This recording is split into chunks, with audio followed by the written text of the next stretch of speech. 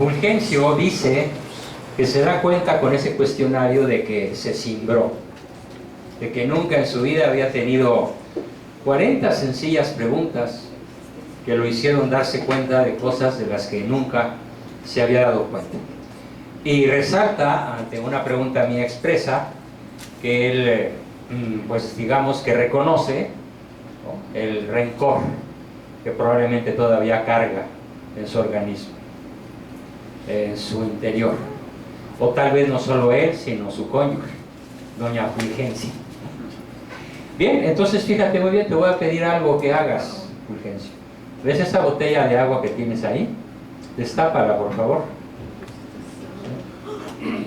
Ahora, colócale, por favor, ahí cerca el polvito que te di hace rato. Échaselo a la botella. Es cianuro. ¿O qué prefieres, arsénico? Así nos llevamos.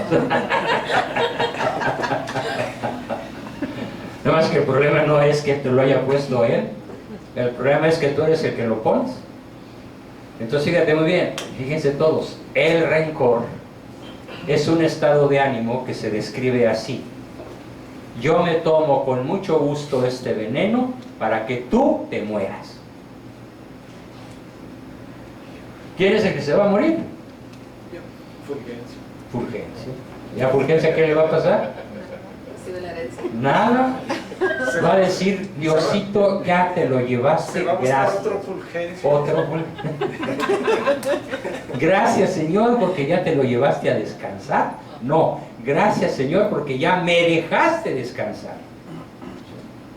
Entonces, no perdonar, andar enmuinado, consentir el rencor, tener rabia contra el prójimo en el interior, equivale, y no estoy haciendo poesía, ni estoy diciendo comparaciones jaladas de los pelos, no, estoy diciendo un hecho médico, un hecho contundente que la medicina señala, y es que el rencor consiste en tomarse una copa de veneno con el ánimo de que el otro se muera. Entonces, ¿a quién le conviene perdonar aunque el otro no lo sepa? A la persona que cargue el rencor. Y estamos hablando de quien sea, de quien sea. Como decía yo ayer, me llevé una semana completa antes de que mi corazón pudiera hacer oración por el peje. Pero ya que pude hacer oración, pude dormir mejor. Porque cuando no podía hacer oración por mi enemigo, ni dormir podía. Entonces, al que perdona, aunque el otro no se entere de que ya lo fue perdonado, es al que más le conviene el perdonar y el jamás cultivar el rencor en ninguna forma, porque, y ayer comenzamos el tema, produce toxinas y toda la infinita gama de problemas que producen las toxinas. ¿Correcto?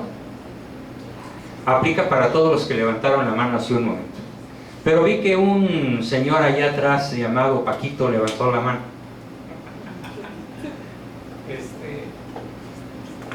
¿Cuál es tu pregunta, Paquito? Bueno, la pregunta es: ¿qué diferencia hay entre el rencor? ¿Cuál sería la definición de rencor? Es resentimiento, es no perdón, es una rabia dirigida hacia adentro. ¿Y el enojo? El enojo generalmente lo expresas hacia afuera. Y si tienes enfrente a tu adversario, pues puede terminar en una pelea a moquetes, ¿no? O a tiros. O en una rafagueada, ¿no? Como lo hacen. Puede ser un descontento también. Es un descontento, digamos que es como una enfermedad respiratoria. Puede ser desde un leve catarrito, en donde nada más te sale un poquito de agua, hasta una pulmonía acuata, ¿no? No es una neumonía mortal. Generalmente nuestros rencores conyugales están colocados, casi todos los rencores conyugales están colocados en una zona de alto riesgo. Está considerado que el rencor de los hijos hacia los padres, del marido hacia la esposa o viceversa, es una de las principales causas de cáncer, por la tremenda cantidad de toxinas que provoca. El rencor. Entonces definimos nuevamente rencor: coraje, enmuinado, resentimiento, falta de perdón, como le quieras llamar. Y el ¿Tú odio. cómo te llamas? Petra. Doña Petra, a ver Petra, ¿qué nos dices? Y el odio también. El odio es un sinónimo perfecto de rencor. Sí. Pero es al mismo nivel. Es un sinónimo casi perfecto.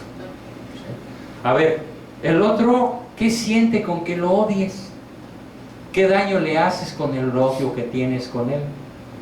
Fíjate, yo desde hace algunos meses tomado una posición muy saludable frente a los que todos los días me insultan. Para empezar, los insultos mal escritos, todos mal escritos, con las patas, mal redactados, sin puntos, ni comas, ni acentos, ni nada, y con unas palabrotas verdaderamente altisonantes y además como ametralladora, ¿no? ¿Sabes qué contesto? Gracias por el rato de buen humor. Porque yo prefiero desternillarme de la risa por 8 o 10 motivos en vez de sentirme afectado. Mejor cría endorfina. Exacto, y la inmensa mayoría de las personas a las que les pongo gracias por el rato de buen humor, gracias por hacerme reír o por las carcajadas que me arrancaste, ya nunca vuelven a contestar, porque ¿y ahora qué le digo a este loco, no? Que se está riendo de mi coraje, ¿no? Sí, algunos contestan con más coraje todavía, que les vuelvo a decir, incrementaste mi dosis de risa, gracias. Entonces, el odio, el rencor, el coraje no afecta al otro, a menos que le des una golpiza o busques la forma de ejecutar una venganza. Eso sí lo va a afectar, tu venganza. Pero si nada más el problema es que tú traes ese rencor guardado y cargado, el más afectado eres tú, en todos los aspectos de tu vida: ecológico, biológico, psicológico, social y espiritual. Y espiritual porque el rencor consentido, como lo dije ayer claramente y lo repito, es un pecado capital, es un pecado mortal. Cosa que uno de los participantes, que hoy no pudo venir, se quedó todo sorprendido y dijo: yo no lo sabía. ¿Sí? Sábetelo, sábelo. Bien, ¿alguna otra pregunta con relación a este punto del perdón? Yo nada más quiero hacer un comentario que, Lolita. en mi opinión, Sí. a lo mejor usted reacciona así porque estas personas usted ni las conoce y son muy, muy lejanas a usted, de una otra manera, pero Sí. yo creo que cuando es la persona que tú amas, que está muy cercano a ti, yo creo que Es sí aplicable lastima, también. Sí lastima. Sí lastima. Sí duele. Entonces ahí el problema es que si consientes el dolor, estás haciendo exactamente lo mismo. A ver, mira, te voy a contestar con una imagen preciosa. Si tu marido te da un regalo, cualquiera, un regalo, o tu hijo te da un regalo, o tu amigo te da un regalo, y tú no lo aceptas, ¿de quién es el regalo? ¿De quién es? ¿Tuyo? No, tú no lo aceptas. ¿De quién es el regalo? ¿No se te ocurre la respuesta correcta? Porque me lo imagino. Pues de él, del que te lo quiere dar. Él se lo queda porque tú no se lo aceptaste. Con las agresiones entre marido y mujer ocurre exactamente lo mismo. Si él te agrede, te ofende, te dice hasta de lo que te vas a morir, te insulta, te denigra, te humilla, y tú no lo aceptas, ¿de quién son los insultos y a quién se le quedan? Pues al otro. Háganle así. A ver, te insulta: estúpida. ¿No estúpida? Pues a lo mejor porque te escogí a ti, pero por lo demás no. Decían los niños, botellita de Jerez. Botellita de Jerez, que todo se te voltee y se quede al revés. Entonces, vamos a pensar claramente con lógica que el insulto, si te pones en una posición racional, no tiene por qué ofenderte. Hay cosas que sí ofenden y sí pueden causar mucho daño, que son, por ejemplo, la maledicencia y la calumnia. Cuando alguien te calumnia y te quita tu honra, sí te puede causar un daño terrible. Te quedas sin trabajo, te quedas sin honra, se te cierran las puertas, eres inocente y puede sobrevenir un dolor terrible, como el que a mí me tocó cargar desde que me cerraron las puertas en mi propio país, ¿no? De tal manera que me siento más aquí en mi casa que en mi propia ciudad, que en mi propia patria. Sí causa mucho daño, pero finalmente, si yo no perdono esa ofensa, ¿quién va a ser el más perjudicado? ¿Yo? ¿Te queda claro? Ahora bien, perdonar es un proceso. Y muchos no se acuerdan porque no lo han mecanizado. El otro día un chavito me preguntaba, ¿y por qué no aprendo matemáticas? Pues porque no la mecanizas. Porque no te pones a repetir la misma operación algebraica, numérica, alfanumérica o lo que sea, hasta que la haces mecánica. Uno aprende las cosas hasta que las hace de forma mecánica, de forma inconsciente, de forma habitual. Solo así podemos hablar de que existe una virtud. Entonces, vamos a ver cómo es un proceso de perdonar. ¿Cómo se puede emprender un proceso de perdonar? El primer paso se llama asimilación. Asimilación. Yo asimilo, yo me hago cargo, yo me doy cuenta del sentimiento que tengo. Yo me hago cargo, me doy cuenta, asimilo lo que sucedió. Mi esposa, mi marido, mi papá o mi quien sea cometieron este latrocinio, este abuso, este acto violento de forma injusta contra mí. El primer paso es asimilar, darnos cuenta de cómo es la realidad. Asimilar, no me quiere, no me ama, no me respeta, no le intereso, o cuando menos eso es lo que yo percibo. El primer paso es asimilar. Vamos a hacer un símil con un boxeador. Un boxeador o un luchador,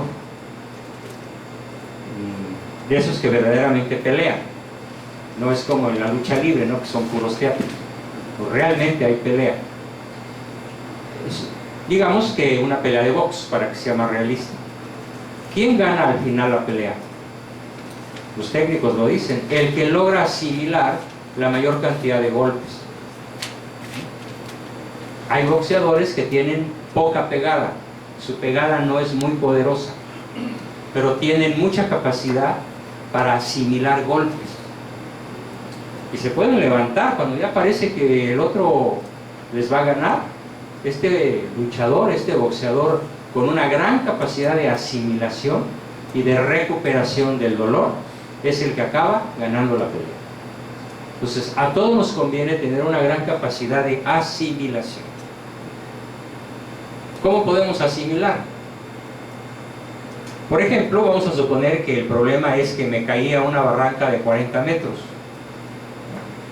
y está herida mi esposa y un hijito muerto, y no hay grúa, hace un frío espantoso, está cayendo granizo, la subida está tremenda e imposible. ¿Qué pasa si no asimilas dónde estás? Te mueres. Entonces el primer paso es asimilar qué ha sucedido, darnos cuenta de qué ha sucedido y aceptarlo tal como es. Esto es así, aunque sea trágico. Primer paso para perdonar, asimilar la ofensa. Me puso los cuernos, no me ama, se fue, me engañó, me mintió, me robó, me maltrata todos los días. Lo que sea real hay que asimilar. Es el primer paso y el terapeuta suele ayudar mucho para asimilar, ayudarle a asimilar al paciente qué es lo que siente, qué es lo que sucede. Mi trabajo durante mucho tiempo en algunas personas consiste en ayudarles a asimilar la realidad. Es el primer paso del proceso de perdón. El segundo paso es el proceso de superación. Ya me hice cargo de lo que sucede. Pero si yo continúo en esta situación, entonces regreso al ejemplo que le puse a Fulgencio. Me voy a seguir tomando la botella de agua con unas gotitas de cianuro. Entonces a mí me conviene no guardar rencor, a pesar de esta monstruosa y aparentemente imperdonable ofensa. No me conviene. Eso es el proceso de superación. Yo soy más valioso, yo soy más importante, mi valor es más profundo que lo que ella me dijo, que lo que ella o él me hicieron sentir. Soy mejor persona de lo que él cree y no me lo reconoce. Además, no me conoce. No solamente no me reconoce, no me conoce. Entonces yo voy superando la ofensa, voy realmente siendo superior a la ofensa, y una vez que logro terminar esa etapa de superación, me resulta sencillo manejar esa ofensa. Ahora, pero ¿qué tal si la persona que me ofendió me dijo la verdad? Pues no hay ofensa, te está describiendo un hecho. Si por ejemplo una persona que en 10 líneas no puso una sola coma, un solo acento, no escribió una sola palabra bien escrita y yo le pongo analfabeta, ¿lo estoy insultando o lo estoy describiendo? Entonces no falta el salvador que se mete: oiga doctor, usted muy católico, ¿por qué insulta a fulano? Explicación: solo lo describí, no lo insulté. Obvio. Entonces, ¿qué tal si te describieron? ¿Sabes qué? Eres alcohólico, no tienes control sobre tu forma de beber, y este es un hecho real. ¿Es un insulto? No, es un hecho. ¿Sabes qué? Eres una persona improductiva, nunca ganas lo que se necesita pudiendo ganarlo. ¿Es un insulto o es un hecho? Entonces asimila que es un hecho, pero si no es un hecho, asimílalo y supéralo. ¿Qué te afecta que te diga una mentira? No tiene por qué afectarte. Ahora, si te está describiendo un hecho real, eres adicto, eres un flojo, no terminas la escuela desde hace tantos años, no terminas lo que empiezas, no te comes, no te ganas, no generas lo que te comes, no generas el lugar donde vives, eres una rémora, impides a los demás el progreso. Y si eso es real, no hay ofensa, hay una descripción de hechos. Ahora, es muy importante que estas descripciones de hechos en la familia no se hagan delante de los hermanitos, delante del tío, que no se hagan en público, que se hagan en privado. Muchos niños me piden: yo quisiera que mi papá nunca me volviera a regañar en público. Pues con toda la razón.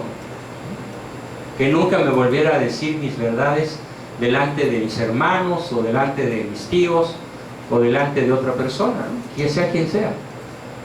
Bien, entonces primer paso, asimilación. Segundo paso, superación de la ofensa, si es que es ofensa. Tercer paso, perdonar.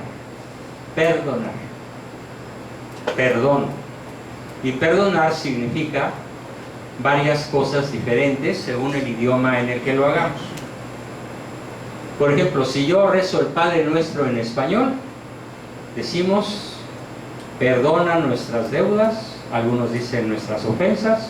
Yo prefiero decir nuestras deudas porque el Padre Nuestro original así fue escrito: de vita nostra, sicut debutoris vos nostris. De vita no es deuda, no es culpa. Entonces el Padre Nuestro bien traducido se traduce como culpa, como deuda, no como ofensa. Entonces, si lo dices en español, es nada más perdona, pero ¿qué pasa?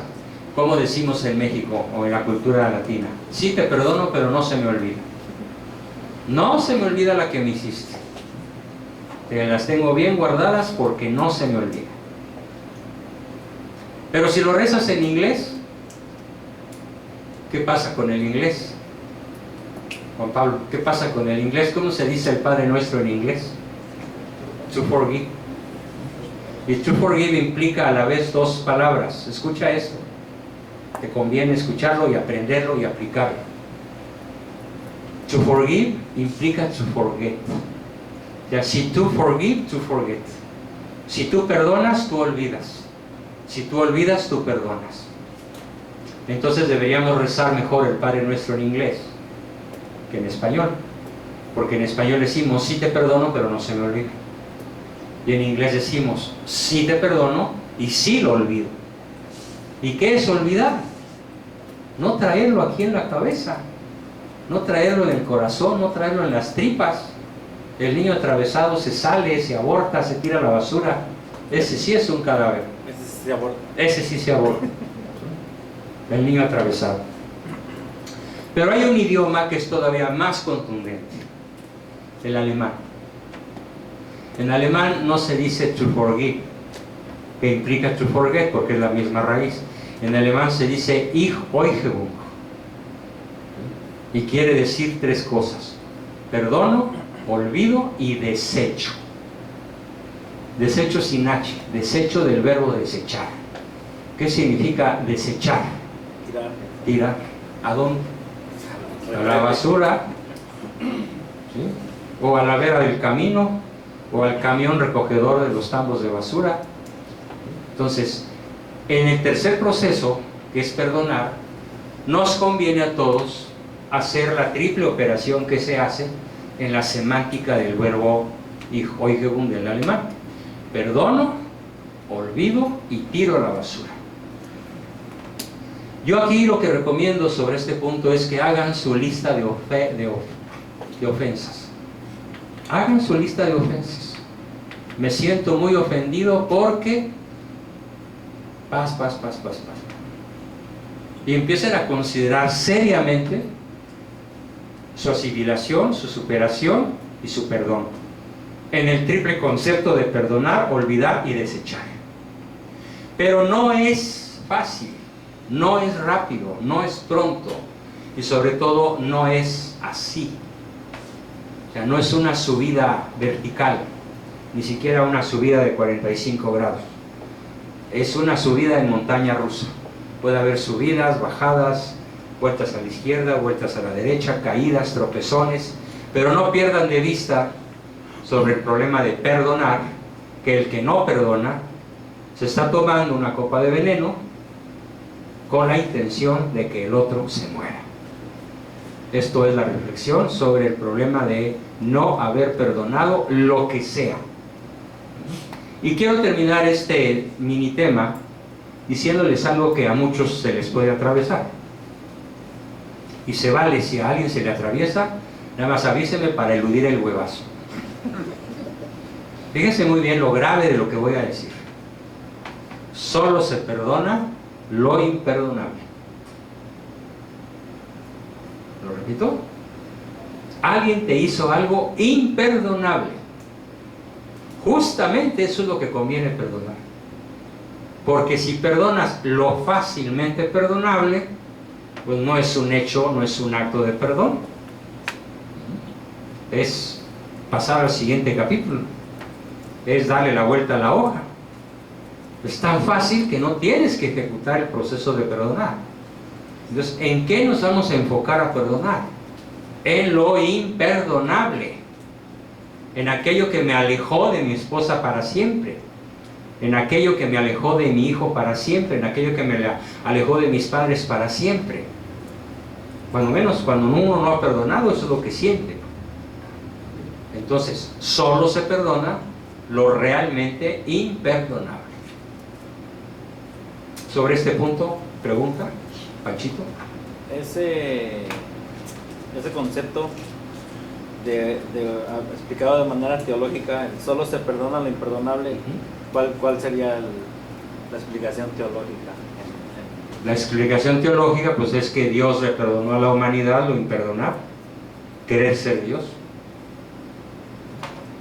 El pecado de Eva es querer ser Dios, y el pecado de Adán es querer más a Eva que a Dios, despreciar a Dios, bien absoluto, bien supremo, por una persona de carne y hueso, que además ya era mortal, que además ya no estaba en gracia, que ya había pecado, que ya estaba sujeta a la muerte, el dolor, las enfermedades, la estupidez, y pegada al suelo, limitadísima, porque acuérdate cómo el pecado nos hizo perder los grandes dones que Dios nos había regalado en el momento de crearnos.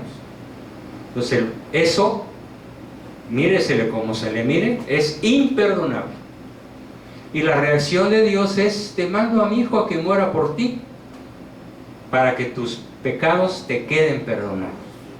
Entonces el primero que demuestra su amor, teológicamente, el perdonar lo imperdonable, implica que tú sí amas verdaderamente. Solo cuando amas, perdonas lo imperdonable.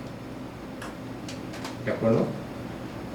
Eso no quiere decir que vas a ser cómplice o tapadera, o que vas a seguir aguantando situaciones que atacan o destruyen tu dignidad. Pero no me estoy refiriendo a eso.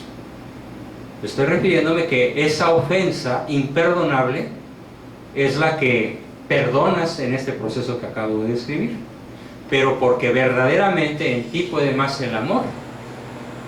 Que voy a volver a repetir el concepto. A ver, ¿alguien se acuerda cuáles son los 4 puntos en los que consiste realmente amar?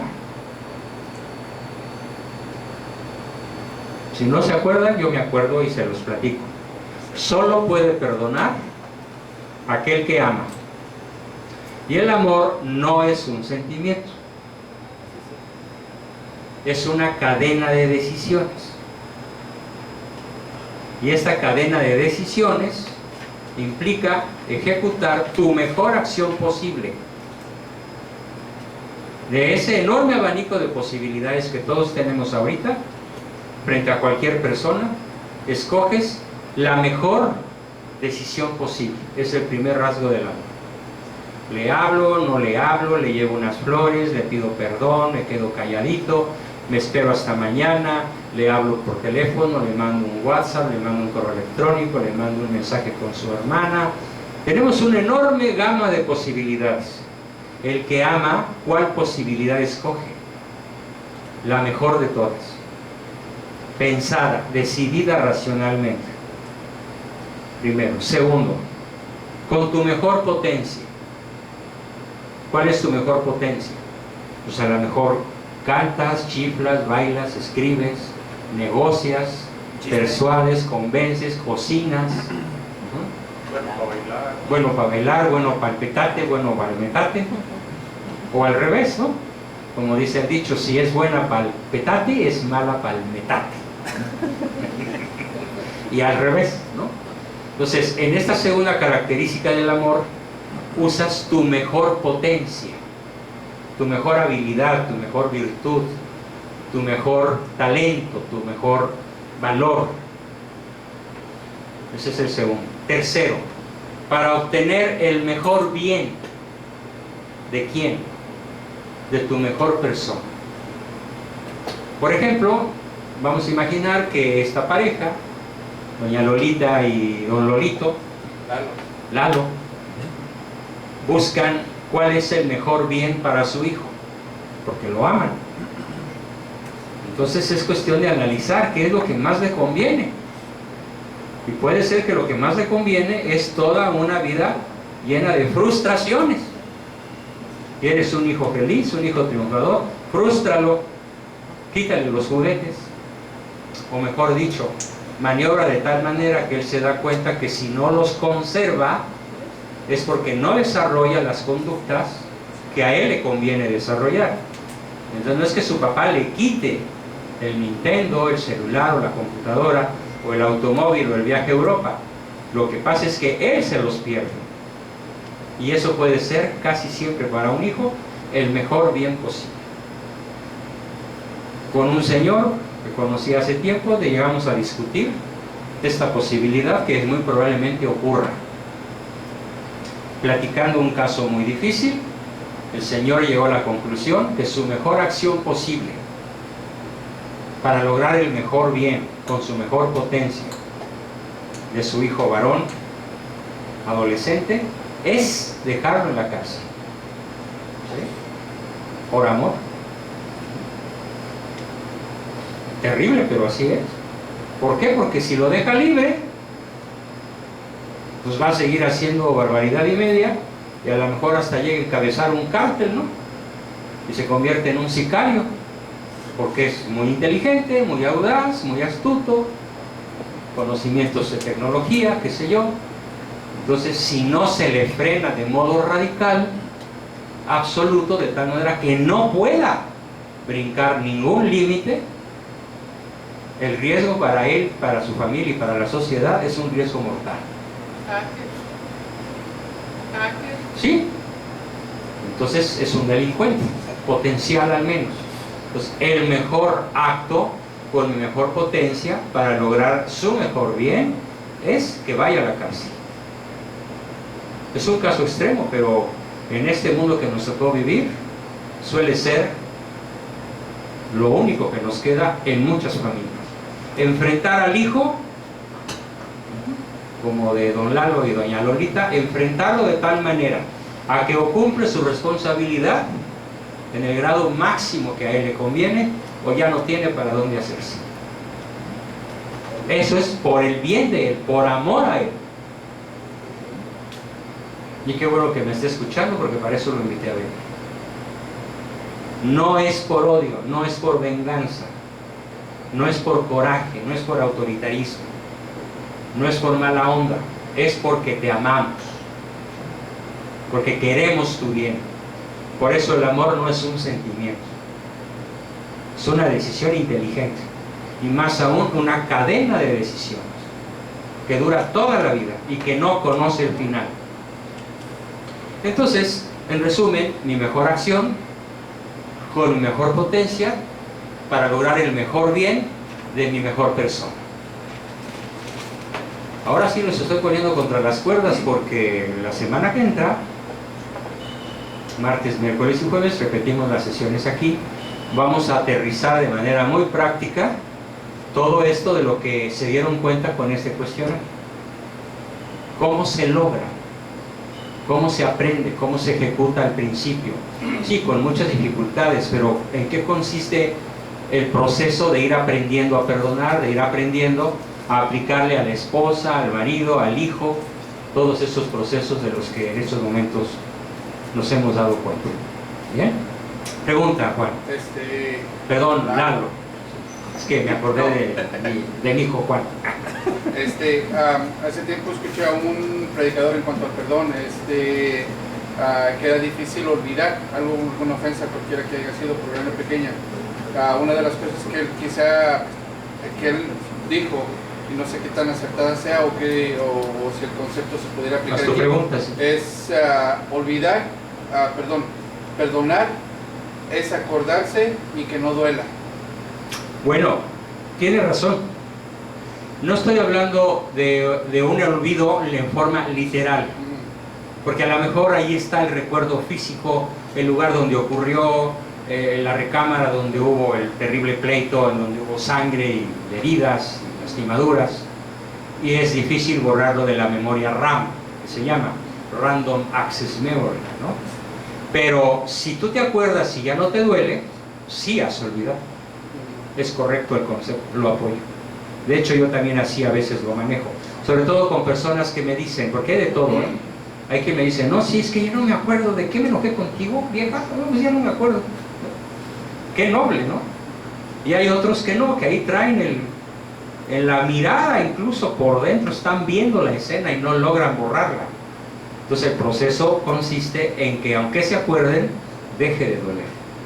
La panza, la taquicardia, la cabeza, el gaznate, que se elimine el dolor, pero es un acto voluntario ir eliminando ese dolor. Bien, con esto cerramos este miniciclo de que me di cuenta, gracias a la participación de don Fulgencio.